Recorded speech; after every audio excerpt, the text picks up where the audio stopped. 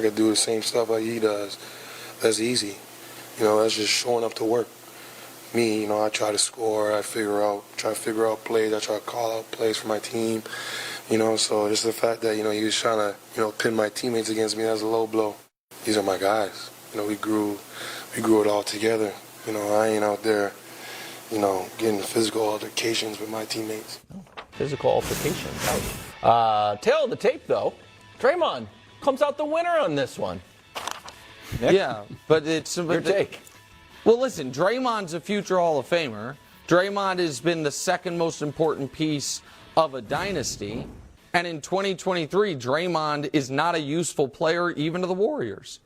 Draymond's entire utility. Oof. Hold on, Rick. Wait a second. We agree that. Wait a minute. Well, you just said. No. I'm allowed to say oof. Okay. I'm allowed to say oof when you make a statement like that. Fair enough. Kevin, Wildes, back me up on this, right? That's a visceral reaction. They are the 18th ranked defense. They have no continuity. And he has been, by definition, the worst leader in the league this year. You know how I know? He's the only one to almost break a teammate's jaw. And, oh, Nick, that was months ago. Well, what about 2 days ago, in the midst of a streak where they need to start getting wins? What about throwing a temper tantrum mid-play that leads to a turnover that helps lead to a loss? And who was it that he was upset with? Oh, yeah, the kid that he cold-cocked. So if you're asking me, would I rather right now have Dillon Brooks, his fashion choices notwithstanding, or Draymond Green? Of course, that one was fine. The other day he was wearing the Stone Cold Steve Austin look. Not really my style, but to each their own. Right now, Rick, what does Draymond do that helps a team win? Tell me, this year, what is it? I would say nothing. I would say he has been a net negative for this team. The stats that we just put up there, those are this year's stats. Am I correct? Yes. On that? Yes. Okay, can we show those again? Yeah. Sure.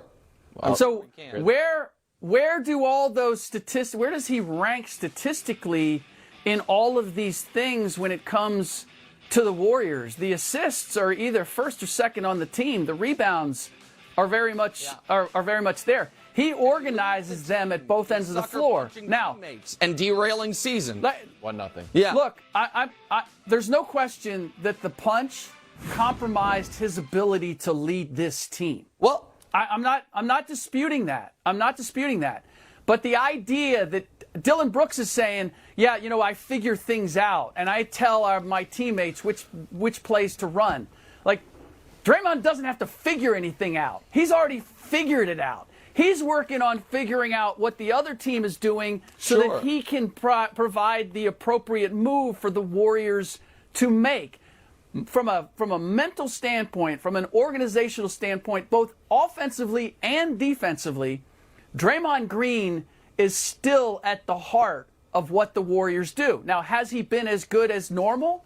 No, he has not. And the punch had an impact on that.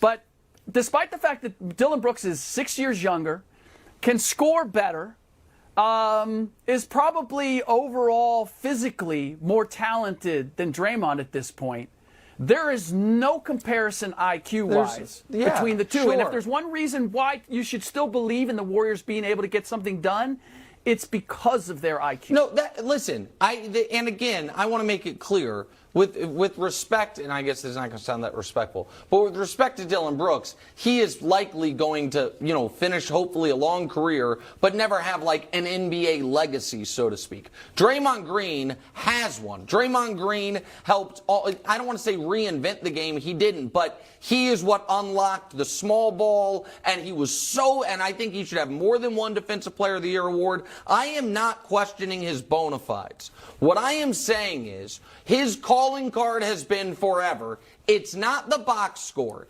It's leadership, motivation, and defense. And this team this year has been rudderless. They can't win on the road where you need motivation that doesn't come from the crowd. And the defense has been below average. So for this season, I don't think Draymond Green has a case to make that he has been a helpful player. He's been an okay podcaster and a mediocre at best player. And so for this year, I think Dillon Brooks has an argument there. Okay, odds to win the West. Denver at 1, Suns at 2, Warriors This is insane. at 3. Then the Grizz and the Clippers coming in. Nick, scarier playoff team, the Warriors or the Grizzlies? Well, listen, if Ja doesn't come back, the Grizzlies obviously can't win the West. And I don't know if he is coming back. But if he does come back, they can win the West. The Warriors, Andrew Wiggins or not, are a team that has won 7 times on the road all year and will be on the road all postseason, Rick, I think is drawing dead to win the West. So neither would be my pick. But the Grizzlies, you almost have to allow for the possibility because the road would be so much easier and Ja might be coming back. I don't think the Warriors have any path. Yeah, it took a while, but you and I agree on something.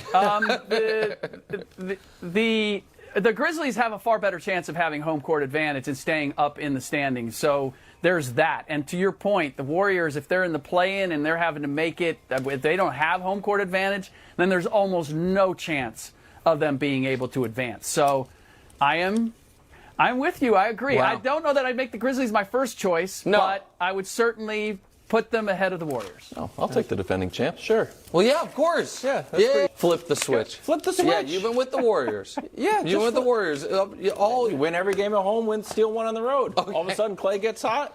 Steph gets hot. Oh, okay. That's pretty simple. That was easy money for me. Will KD's ankle halt the Suns' title chances? We discuss next. First things first.